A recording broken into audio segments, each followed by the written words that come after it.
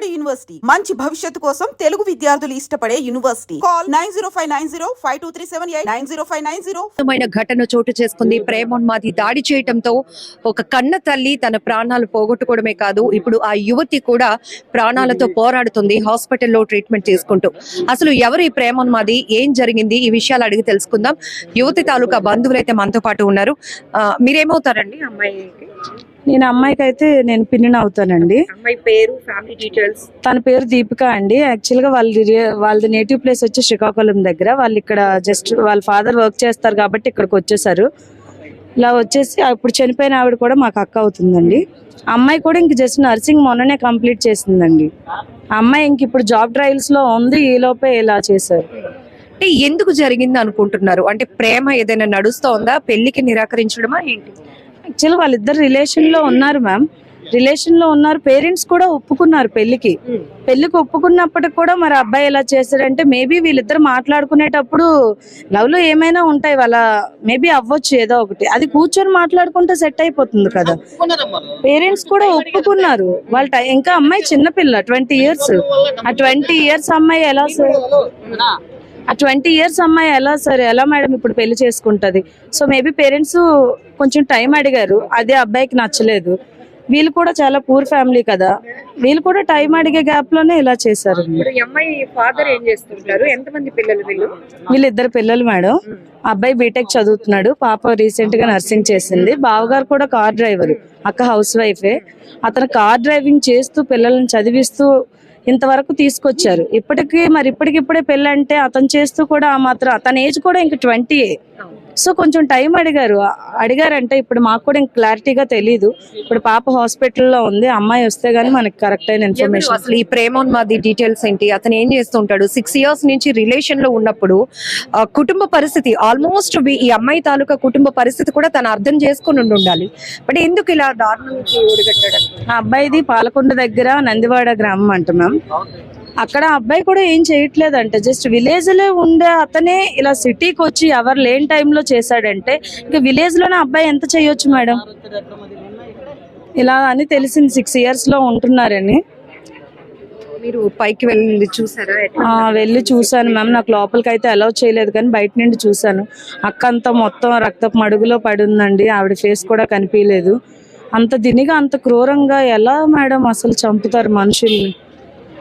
ఏం న్యాయం కోరుతున్నారు? ఇంత దారుణంగా ప్రేమ పేరుతో ఇంత పాశవికంగా ప్రవర్తిస్తున్నటువంటి వీళ్ళ విషయంలో ఎలాంటి న్యాయం కోరుతున్నారు? న్యాయం అయితే తప్పకుండా జరగాలి మ్యామ్. ఎందుకంటే ఈ రోజుల్లో అబ్బాయిలు వాళ్ళకి నచ్చినట్టు ప్రవర్తిస్తున్నారు. ఒక ప్రేమించడం తప్పు కాదు, ప్రేమించండి, పేరెంట్స్ తో మాట్లాడండి, పెళ్లి చేసుకోండి. అంతేగాని దానికోసం ఇలా పేరెంట్స్ ని చంపేటంత ఇలా అయితే ఇలాంటివన్నీ నడి రోడ్డు మీద ఉరి తీసేసినా సరే తప్పులేదు మేడం. ఒప్పించుకునే ఓపిక లేకపోతే వెయిట్ చేయాల్సినంత ఓపిక కూడా లేకుండా ఆ మాత్రం అంత ఓపికే లేనివాడు ఇంకా రేపు పొద్దున్న అమ్మాయిని ఎలా చూసుకుంటాడండి? అసలు అంత ఓపిక లేదు. అసలు ఈ ఫ్యామిలీకి కూడా చాలా న్యాయం చేయాలి మేడం. ఇది సీఎం సార్ వరకు వెళ్ళి చేరాలి. అబ్బాయికి చాలా కఠినంగా శిక్ష పడాలని కోరుకుంటున్నాం. ఏంటి మీకు తెలిసిన డీటెయిల్స్? నేను చిన్న అవుతుంది. మేము బ్రిక్ వర్క్ పని చేస్తున్నాము. అమ్మాయి పేరు లక్ష్మి. మేము బ్రిక్ వర్క్ పని చేసుకుంటుంటాము. మాకు 12:30 ఫోన్ వచ్చింది మేడం. ఫోన్ వచ్చిన టైంలో ఏమిటంటే మా ఇంకో పెద్దోళ్ళు ఉన్నాడు, సింహాచలం అతను. మా అయ్య అర్జెంట్గా రావాలి అని అన్నాడు. ఏమంటే దీపిక నిన్ను మీ పాప లక్ష్మిని చంపేసి వెళ్ళిపోయాడు అని అన్నాడు. ఏంటి చంపేయడం ఏంటో మొన్నే మాట్లాడారు కదా, మరి ఇచ్చేస్తున్నారు కదా పెళ్లికి అవసరం మనిషి అంటే ఆయనకి ఇప్పుడే అడిగిన వెంబడే పెళ్లి చేసేయాలట. పెళ్లికి నిరాకరించినందువల్ల చంపేసి వెళ్ళిపోయాడు. అంటే మరి డబ్బులు ఫైనాన్స్ ఇబ్బంది ఉంటుంది కదా, ఒక 6 నెలల్లో 1 సంవత్సరమో గ్యాప్ ఉంచితే చేసేస్తాం బాబు, మరి పాపకు కూడా మరి ఏజ్ చాలదు, చదువు ఇంకుంది, అయిపోయిన తర్వాత చేసేస్తామంటే ఒప్పుకోవట్లేదు. ఊకొట్టిన తర్వాత మళ్ళీ ఒక 20 days ముందు వచ్చి ఇంట్లో భోజనం చేసి వెళ్ళిపోయాడు. ఈ వారం ఏమో వచ్చేసి చంపేసి వెళ్ళిపోయాడు. మరి పేరెంట్స్ కి కొంత టైం అడిగే రైట్స్ కూడా లేవా? అసలు లేకుండా లేదు. మరి అడిగాం టైం, ఒక 6 నెలల్లో 1 సంవత్సరమో ఈ టైం ఇవ్వు, పాపకి డిగ్రీ అయిపోతుంది, అప్పుడు నర్సింగ్ చేస్తుంది, నువ్వు కూడా ఎంతో కొంచెం జాబ్ ఏదో ఒకటి నీకు వస్తుంది, ఇద్దరు హ్యాపీగా బ్రతుకుతారు అంటప్పుడు అప్పుడు మీకు ఇద్దరు కూడా కలిసి వస్తుంది కదా, బ్రతకగలరు అనేసి అంటే నాకు ఇప్పుడే పెళ్లి చేసేయాలి, నాకు పెళ్లి చేయకపోతే నీకు అలా చేస్తాను, ఇలా చేస్తాను, అలా చేస్తాను, మీకు మీ అమ్మకి అది చేస్తాను, మీకు బెదిరించడం ఇవన్నీ జరిగాయంట. అక్కడ జరిగితే ఇక్కడ మరి విలేజ్ బ్రతకలేరు కదా, ఇక్కడికి వచ్చేసి ఏదో ఒకటి పని చేద్దాం అనేసి అంటే మా అల్లుడేమో రాజు డ్రైవర్, కార్ డ్రైవర్ చేస్తాడు, ఆమె హౌస్ వైఫ్ ఉంటుంది, ఆమెకి చాలా భయము లక్ష్మికి. ఈ దీపికేమో మరి ఉద్యోగం మీద లేదు కాబట్టి వీళ్ళ పిల్లల దగ్గర ఇక్కడ ఉండడము, వెళ్ళడము, రావడం, చేయడం జరుగుతుంది. ఈ లోపు వీడు ఎలాగ తెలుసుకున్నాడో ఇల్లు తెలుసుకొని వచ్చేసి చంపేసి వెళ్ళిపోయాడు. నెక్స్ట్ మంత్ చేస్తాం, బొట్టు పెట్టమని, నెక్స్ట్ మంత్ బొట్టు పెట్టేస్తామన్నారు. నెక్స్ట్ మంత్ బొట్టు పెట్టేద్దాము, మాకు క్రిస్టియన్ కాబట్టి ఈ మంత్ లో చేసుకోకూడదు, మాకు పిల్లలు ఎవరు కనుక మళ్ళీ నెక్స్ట్ మంత్ చేసేస్తామని అంటే చంపేసి వెళ్ళిపోయాడు. అది జరిగింది. మాకు 12:30, 1 గంటకి మాకు ఫోన్ వచ్చింది. ఫోన్ వచ్చి మేము పని ఒగ్గి ఒక నెల ఆగితే చక్కగా పెళ్లి జరుగును. ఒక్క నెల ఆగితే పెళ్లి జరిగిపోను. ఏదో ఒక బాధపడి మాకు అందరూ 10-5 అడిగాడు, ఎంతో కొంత డబ్బులు అడ్జస్ట్మెంట్ చేస్తాము చేసి కట్నం అడిగాడు. కట్నం కట్నం కాదు మరి చేయడానికి ఉండాలి కదా మేడం గారు, ఎంతో ఖర్చులకు ఉండాలి, కనీసం చేయాలంటే ఒక 5 lakhs 6 lakhs ఉండాలి, ఎంతో కొంత ఉండాలి.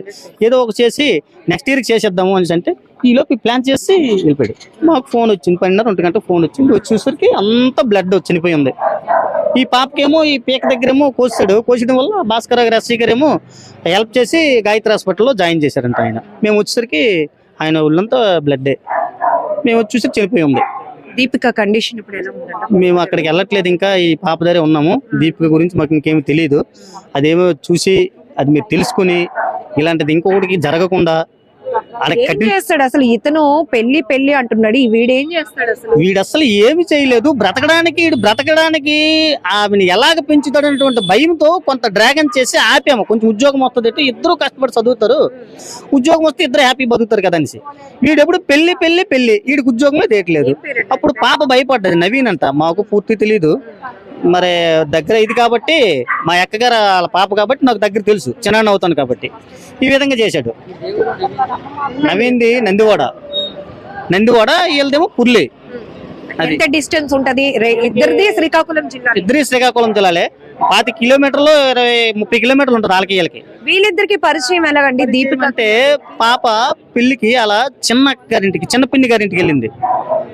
మెచ్యూర్ అయిన తర్వాత అడుగు పెట్టడానికి ఇంట్లో అడుగు పెడతామంటారు, అలాంటి అడుగు పెట్టడానికి వెళ్ళేటప్పుడు ఆ పెళ్లికి ఉన్నదా నైట్.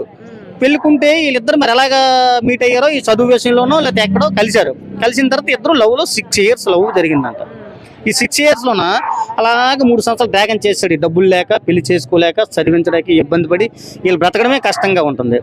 అలాగా ఆపిన తర్వాత మా అలాంటి దుస్థితి ఇచ్చాడు, పెద్దవాళ్ళ దుస్థితి. మా ఇలా పెళ్లి చేసేయాలనుకుంటాము, ఇలాగా పాప ఇలాగా ఒకటి ఇబ్బంది పెడతాడు, మరి పాప కూడా నచ్చింది, చేసేద్దాం అన్న సందర్భంలోన సరే ఒరే పాప చిన్నదయ్యి మీరు ఆలోచించాలి కదా, చదువుకుంటే బాగుంటది, ఇద్దరు కలిపి ఏదో చేసుకుని బ్రతుకుతారు అనేసి మేము చెప్పడం వల్ల 2 సంవత్సరాలు ఆగారు. అప్పుడు పాపకు కూడా ఇప్పుడు 20 సంవత్సరాలు టైం అవుతుంది. ఇప్పుడు అంటే 6 సంవత్సరాలు ఇంకా తక్కువ టైం కదా. పాప చేయడం కూడా నేరము, చాలా నేరము. ఆగ్రా బాబుని అలాగా బ్రతిమలాడుకుని తగ్గించుకొని తెచ్చి ఈ నెక్స్ట్ మంత్ చేసేస్తామని టైంలోన, బొట్టు పెడతామని టైంలో కూడా వచ్చి మరి డేటాలని పొడిచి వెళ్ళిపోయాడు. అంతే. ఈ 6 ఏళ్లలో ఎప్పుడైనా ఇలాంటివి జరిగాయండి? బెదిరించడం గానీ, పెళ్లి చేయక అమ్మా నాన్నకి చెప్పేవాడట, అర్జెంటుగా నాకు పెళ్లి చేసేయాలి, మన ఇద్దరం ఇదేం కాబట్టి మనం పెళ్లి చేసుకోవాలి, పెళ్లి చేసుకోకపోతే నేను అలా చేసేస్తాను, లేకపోతే మీ అమ్మని చంపేస్తాను, నిన్ను చంపేస్తాను, ఇవి అనడం వల్ల అతను బెదిరిపోయి వాళ్ళ నాన్న మరి ఇంకేమైనా కేసులు పెడితే మళ్ళీ ఇబ్బంది అవుతుంది, ఇంకెలాంటి జరుగుతాయి అంటే ఆడు అనుకున్నట్టే జరిగిపోయి చేసాడు. పాపం భయపడినప్పుడు కూడా ఆడ పని చేసి వెళ్ళిపోయాడు. కేసులు ఏవి పెట్టకుండా సరే నెక్స్ట్ మంత్ చేసేద్దాం అన్నటువంటి ఉద్దేశంలో ఉన్నాం. అతను కూడా అప్పు పడితే సరేలే ఏదో ఒక బాధపడి చేద్దాము, మంచి ఒక 10,000 5,000 ఇస్తే ఎంతో కొంత అవుతుంది, చేసేద్దామని నిర్ణయంకి వచ్చేస్తే ఈ పని చేస్తాడు, వెళ్ళిపోయాడు. అలాంటికి ఎలాంటి శిక్ష మీరు విధిస్తారో. పోయిన ప్రాణాన్ని అయితే తీసుకురాలేం గానీ ప్రేమ పేరుతో ఇలాంటి దాడులు దిగడం, వాళ్ళు చనిపోవడం, ఇతరులను చంపడం, ఇలాంటి వాళ్ళకి ఇలాంటి ఘటనలు మళ్ళీ రిపీట్ కాకుండా ఉండాలంటే ఏం న్యాయం కోరుతున్నారు? ఇలాంటి వాళ్ళకి మిడిల్ ఫ్యామిలీకి ఇలాంటివి జరిగేటప్పుడు పెద్దలు అయితే ఏమైనా చేయగలరు. అలాంటి మిడిల్ ఫ్యామిలీకి ఇలాంటి జరిగితే ఎవరూ చేయలేని పరిస్థితి, లేడీస్కి ఎటువంటి ఇది కూడా రక్షణ లేనటువంటి పరిస్థితి అవుతుంది. అందుచేత అలాంటి సందర్భంలో వాళ్ళకి ఏం చేయాలంటే ప్రాణం ఉంటూ ఎదుటివాడు భయపడేలాగను అటు భూమి మీద బంగినట్టు కాలు చెయ్యి తీసి సీఎం గారి దిష్టి వరకు కూడా వెళ్ళి ఎంత కఠిన చర్య చేస్తే ఇంకొకరికి పరిస్థితి జరగదనేసి మేము కోరుకుంటున్నాం. మీరు న్యాయం చేయాలని మేము కోరుకుంటున్నాం. ఇక్కడ ఏం జరిగింది అనేది మాకు క్లారిటీగా తెలీదు. కాకపోతే ఇప్పుడు నేను అక్కడ పైకి వెళ్ళి చూసేటప్పటికి ఆవిడ రక్తపు మడుగులో పడి ఉంది. ఆవిడ ఫేస్ కూడా కనిపించట్లేదు, అలా తిరిగి పడి ఉంది. చాలా ఘోరంగా క్రూరంగా చంపేశాడు సార్. ఆ పాపకు కూడా పేక్ కోసేసారంట. ఆ అమ్మాయిని కూడా పోలీస్ సార్ తీసుకెళ్లి హాస్పిటల్లో జాయిన్ చేశారు. ప్రస్తుతం పాప అయితే సేఫ్ లోనే ఉందంట. కాకపోతే వాళ్ళ మమ్మీ మాత్రం చనిపోయిందండి. అలాంటి వాళ్ళని మాత్రం కఠినంగా శిక్షించాలి సార్. అంటే వాళ్ళిద్దరు లవ్ లో ఉన్నారంట. అది ఫ్యామిలీ కూడా ఒప్పుకుంది వాళ్ళ పెళ్లికి కూడా. ఒప్పుకున్నప్పటికి కూడా అబ్బాయి ఎలా చేశాడంటే మరి దానికి రీజన్ ఏముంది అనేది మరి మాకు అంత క్లియర్ గా తెలీదు. ఆ పాప వచ్చి మాట్లాడితే గానీ మనకేమీ తెలియదు సార్. నేను అంటే ఇప్పుడు చనిపోయిన ఆవిడ మా అక్క అవుతారండి. ఇప్పుడు ఇతనితో ఎప్పటి నుంచి ప్రేమ నడుస్తుంది? పెళ్లికి అంటే ఇంతకు ముందు ప్రపోజల్ పెట్టున్నారా? యాక్చువల్లీ 6 years నుండి వాళ్ళ రిలేషన్ లో ఉన్నారని తెలిసింది మ్యామ్. ఆ రిలేషన్ లో ఉన్నప్పటికి కూడా ఫ్యామిలీ కూడా ఒప్పుకుంది. వాళ్ళ మమ్మీ డాడీ కూడా మ్యారేజ్ కి ఒప్పుకున్నారు. అయినప్పటికి కూడా మరి ఏమైందో తెలీదు. మేబీ వాళ్ళిద్దరి మధ్యలో ఏమైనా జరిగి ఉండొచ్చు. దానికోసం కూర్చొని మాట్లాడితే అయిపోయింది. కానీ ఇలా వచ్చి మనుషులను చంపేంతగా అబ్బాయి మారాడంటే ఇలాంటి వాళ్ళని రోడ్డు మీద తిరగనివ్వడం అసలు అంత మంచిది కాదు సార్. ఈ అమ్మాయి పేరేంటి? ఎడ్యుకేషన్ ఏంటండి? పాప పేరు దీపిక అండి. ఆ అమ్మాయి రీసెంట్ గానే BSc నర్సింగ్ చేసింది. సో యాక్చువల్లీ వీళ్ళు పూర్ ఫ్యామిలీ అండి. వాళ్ళకి ఎంతో కొంత తన ఫ్యామిలీ సపోర్ట్ ఇద్దామని చెప్పి ఇంకిప్పుడే వాళ్ళ లైఫ్ స్టార్ట్ అవుతున్నాయి. చిన్నపిల్లలే. ఆ లోపే ఇలా జరిగింది. ఇప్పుడు వాళ్ళ ఫ్యామిలీకి పెద్ద దిక్కు అయినా తానే చనిపోయింది అక్క. ఇంకా వాళ్ళకి ఆడదిక్కు అనేదే లేకుండా పోయిందండి. వాళ్ళ నాన్నగారు కూడా కార్ డ్రైవర్ అండి. ఒక ఆఫీస్ లో కార్ డ్రైవింగ్ చేస్తున్నారు. వీళ్ళు అసలు చాలా బాబు కూడా ఇంకా చదువుతున్నాడు. ఇతను ఇప్పుడు ప్రేమలో ఉన్నటువంటి వ్యక్తి ఎవరు? అసలు ఏమైనా ఐడియా ఉందా ఎక్కడ వాడు అని? యాక్చువల్గా అబ్బాయిది అయితే శ్రీకాకుళం జిల్లా దగ్గర నందివాడ అనే ఒక ఊరు ఉంటుంది మ్యామ్. అక్కడ అబ్బాయి రిలేటివ్ ఏం కాదు. మరి వీళ్ళిద్దరికి ఎలా పరిచయం అయింది అనేది కూడా తెలీదు. మేబీ కాలేజ్ లో or somewhere it is happened. కానీ మరి ఇంతవరకు వీళ్ళందరూ అయితే ఇక్కడ ఇది రెంట్ ఇంట్లో ఉంటున్నారు మ్యామ్. వాళ్ళ పిల్లల చదువుల కోసం మా బావగారు ఇక్కడ జాబ్ చేయడం కోసం వచ్చి వాళ్ళందరూ ఇక్కడ సెట్ అయ్యారు. ఇక్కడికి వచ్చి కూడా తను చంపాడు అంటే దానికి మేబీ పెద్ద రీజనే ఉంటుంది. లేదంటే ఆ అబ్బాయి ఇంకా ఉన్మాదిగా మారాడేమో. ఈ లవ్ వలన దానికి ఇంకా ఉన్మాదిగా మారాడేమో. ఇలాంటి వాళ్ళు రోడ్డు మీద తిరిగితే ఇంకా ఈ అమ్మాయి ప్లేస్ లో ఇంకో అమ్మాయి రావచ్చు రేపొద్దున్న. కాబట్టి ఇలాంటి వాళ్ళని కఠినంగా శిక్షించండి. యాక్చువల్ గా అబ్బాయి పేరు నవీన్ అని తెలిసింది సార్. ఏం చేస్తున్నాడా? జాబ్ కానీ లేదు అన్నట్టు తెలిసింది. ఇంకా అబ్బాయి ఏం జాబ్ కూడా చేయట్లేదు. ఊర్లో నార్మల్ గా పనులకు వెళ్తుంటున్నాడు.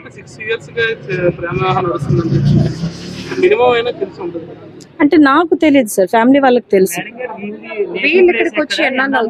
వీళ్ళు 1 year అవుతుంది సార్. వీళ్ళ నేటివ్ ప్లేస్ కూడా శ్రీకాకుళం దగ్గర పుర్లి అనే ఒక విలేజ్. అక్కడ నుండి ఇక్కడ బావగారు ఉపాధి కోసం అని ఇలా వచ్చేసారు. పిల్లల చదువులు అంతా అని చెప్పి వాళ్ళు ఇక్కడ 1 year అయ్యింది వాళ్ళు జస్ట్ సెట్ అయ్యి.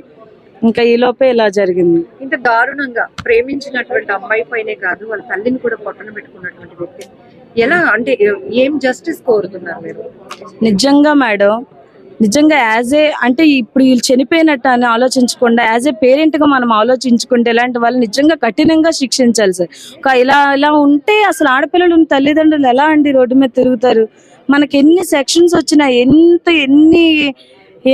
ఎన్ని కేసులు చట్టాలు వచ్చినా సరే అసలు ఏమీ పట్టించుకోవట్లేదు వీళ్ళు. ఆ టైంకి వాళ్ళకి ఏమనిపిస్తే అది చేసేస్తున్నారు. ఎందుకంటే కూర్చొని మాట్లాడితే అయిపోయిన దానికి మనుషులను చంపేటంత వాళ్ళకి ఎలా వస్తుందండి? కఠినంగా శిక్షించాలి సార్. ప్రజలందరూ చూస్తుండగానే ఉరి తీసేయండి, ఏం పర్వాలేదు. ఇలాంటి వాళ్ళు బ్రతుకుంటే భూమికే భారం తప్ప ఏం లేదు. ఇది CM సార్ వరకు రీచ్ అవ్వాలి. వాళ్ళ ఫ్యామిలీకి ఎంతో కొంత న్యాయం చేయాలి సార్.